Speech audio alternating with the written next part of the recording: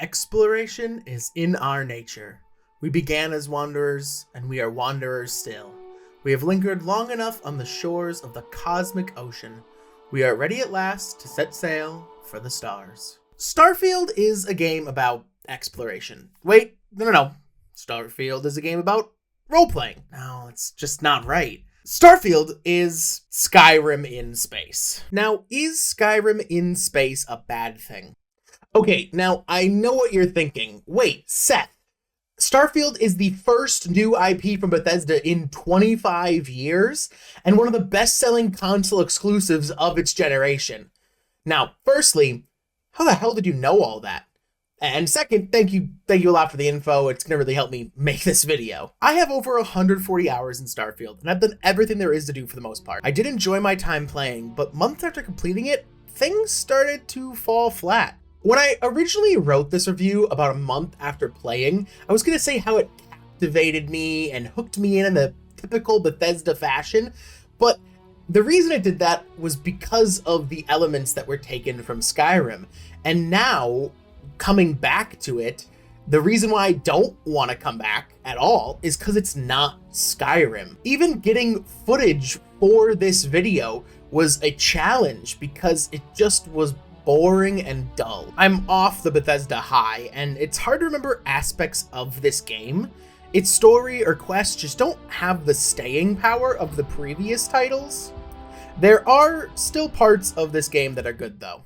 I pre-ordered Starfield for the 5-day early access for an extra $30, taking a $70 game and turning it into a $100 game, and the only really thing I got in return other than early access was some skins that weren't even that cool. And now, I could complain about the entire process, but the gaming industry is just fucked now with microtransactions, so I'm not going to fight that battle. But finally getting into the game and booting it up, I felt like a kid again. I felt like the first time getting into Fallout 3. I was so excited to play a new Bethesda game for the first time in years.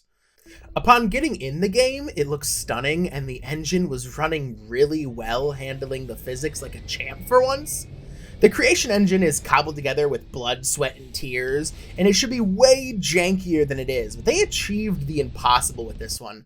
After finishing the tutorial world with a ship and the entire galaxy staring at me, I honestly felt overwhelmed. Hundreds of worlds, endless possibilities. What cool things would each planet hold, and what quests would define this generation of gaming for us? The major factions are all well thought out and different to provide engaging storytelling, and all the quests are compelling and keep you engaged, but where the game really shines, like most Bethesda titles, are the side quests. I found myself doing all the side quests I could on one planet before they inevitably took me to a different planet, and then I stayed on that planet and did all those side quests. And in between, I was spending most of my time shipbuilding, and ooh, baby, shipbuilding! What a fantastic mechanic that just hooks you in for hours, always trying to get that upgraded ship, get all the levels managed, and finally making it just look so badass. What really tickled my brain though was the ship fighting. The ship fighting in the game is phenomenal. Changing power levels on the fly during fights, as well as dipping in and out of asteroids, really gets your heart racing and has a really nice skill curve to it. I found that even at the low levels, you can defeat some high-level enemy ships with just some fancy maneuvers and a couple of well-placed shots. After beating all the quests in the game and exploring all settlements and non-procedurally generated locations, I was wholeheartedly blown away. What I didn't expect to be blown away by, though, was the companions. There are a bunch of non-main companions that work like other Bethesda titles as walking chests, but the main Constellation crew really shines. Now, for the next part of this video, I'm only going to focus on Sam Coe and Andrasia for the companions, but the other Constellation companions shine in their own ways, and you really should also check them out. Exploring the galaxy and hearing them comment on all events and quests, and then delving into their personal side quests, I started to form genuine attachments to these characters. So, big spoilers for the main story, but eventually, while you're out in the cosmos, you get attacked and have to make a choice. This choice inevitably gets one of the main companions killed, and let me tell you, I almost quit the game.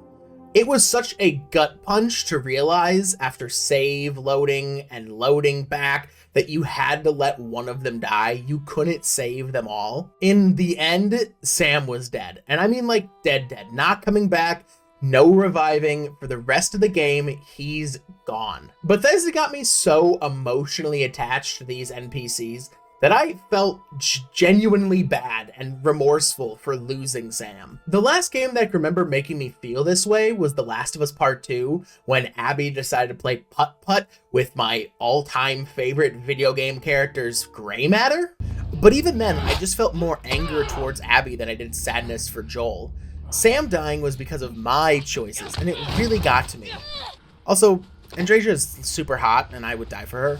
Her marriage questline pulled at all of the right heartstrings for me. Now, let's get into what didn't work for this game. I cannot stress this enough. Bethesda, are you listening? I don't think you are. Come here, come closer. Fix your loading screens. My God, every building, every room, everything requires a 10-second black loading screen. It wasn't too noticeable, to be honest, until I played Cyberpunk 2077, where all of the loading screens are virtually hidden. It is insane that in 2023, they have not cracked how to seamlessly transition between cells in the creation engine. Baffling. Another thing that really irked me about this game was the combat. All enemies are bullet sponges, with no real skill other than aiming to take them down. Even the bosses are just larger bullet sponges. There's no special move. Just Fallout 4's gunplay, but in space without VATS. Just point, click, dead. Guns are really only upgradable after spending multiple perk points in various skill trees that are rendered completely useless because the moment you do so, you kill someone, find a gun that is exactly the same as yours or even a better version of yours. And speaking of perks, while we're on it, they are completely useless like most other Bethesda titles. The ones that are good are very good and have certain game mechanics locked behind them. Looking at you, Jetpack. And the other ones that are awful are either completely broken for bugs or entirely useless and remove aspects of the game away. A perk should not make things easier by removing a hard aspect of the game. It should make it easier by making the aspect of the game more manageable. Removing it is not a perk, Bethesda. And the only time the perks really affect gameplay, except for those very few, are in the dialogue. And that is a step up from Fallout 4, which had almost 0 perks recommended to dialogue. Okay, for this next part, I know you're all waiting to hear it, so here it is. Planets suck. The procedure-generated structures get old after 2 or 3 times exploring them, and that's not including if you literally get 3 of the exact same dungeon all right next to each other. The only planets really worth exploring that aren't part of a quest or main storyline are the ones with life on them, and it's really only to see the cool aliens on them. Other than that, most worlds are desolate, only good for resource gathering, or to get the insane achievements to 100% the game. The worst content in any Bethesda game, from The Elder Scrolls to Fallout 4, are the Radiant quests, and this is that times 1,000. There are cool locations sometimes, I'll give them that. But unless you're there for crafting materials, it's so lifeless. It's also unrememberable. Much like all the side quests, there are just too many to be notable to stick with you.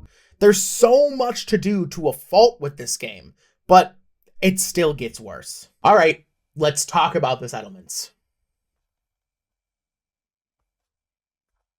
Oh, are you waiting for me to say something?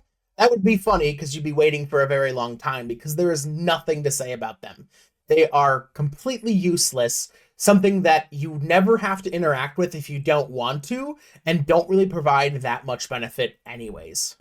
Even if you are using them as storage, the Constellation HQ has an infinite capacity chest, so it's not even worth it. The building system is so clunky and boring and a waste of time, it provides nothing to the gameplay and has no use. Much like the planet weather effects. It feels like there's a really good game buried deep beneath all this Bethesda. Now, the final criticism I'll give about Starfield is that it's just Skyrim. The story is so identical, it's not even funny. You are the chosen one, once again, because it's a Bethesda title, you can't not be the chosen one. And you have to go in search of these vaults with magical text that gives you magical powers. And you collect these the exact way you collect Thumes. I didn't find out about this until the very end game because I was saving the main storyline for the last thing I do. But it just felt so disingenuous and disheartening that all the fun that I had was kind of getting undermined by the fact that, oh, this is Skyrim, but in space with guns. It's unoriginal at best and lazy at worst. Now, let's get into the Bethesda of this game. At the end of the day, Starfield is a Bethesda title, and I feel like we as the community let them get away with so much nowadays. And honest to God, if I didn't see someone, glitch the fuck out and fly away, I honestly would kind of be disappointed in it. We've really come to associate the creation engine with these games, and some of the bugs have turned more into features. Originally, I was going to say that we should give a pass to Bethesda for this game and that I would be back to play it 10 times over, but that just isn't true. My time in gaming is limited, and so many other developers and studios respect my time, but I'm not sure what Bethesda respects anymore. They don't respect the lore in their games, or their players' opinions, and they don't respect your time at all.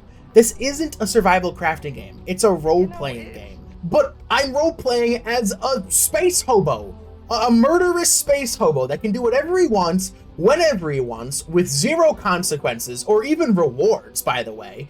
Everything I do that isn't Bethesda approved for the story is met with a slap on the wrist or a fine, and everything that I do that is approved is met with a little pat on the head. No big rewards, no incentive to do it the way they want to do it, except if you don't, the game breaks, or it's just not that intuitive to do the way you want to do it. This is not a role-playing game.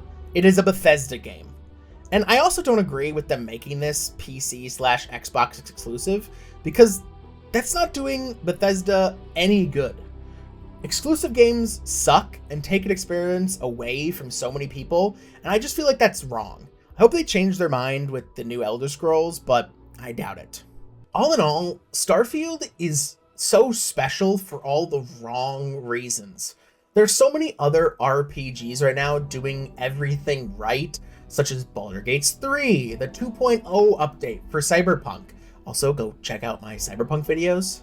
There's just this stench to these Bethesda games that I've been noticing more recently, and I'm sure in like 10 years, the modding community will have made it an entirely new and better game because that's what Bethesda banks on with these kind of titles, but it really shouldn't be. We shouldn't be accepting this kind of thing from Bethesda, and this is a really bad omen if this is anything what the next Elder Scrolls game is going to be like. When the new DLC comes out, I'll probably replay it, but until then, it's just gonna collect dust in my Steam library. So Bethesda, I'm asking you, I'm actually begging you, please do better in the future.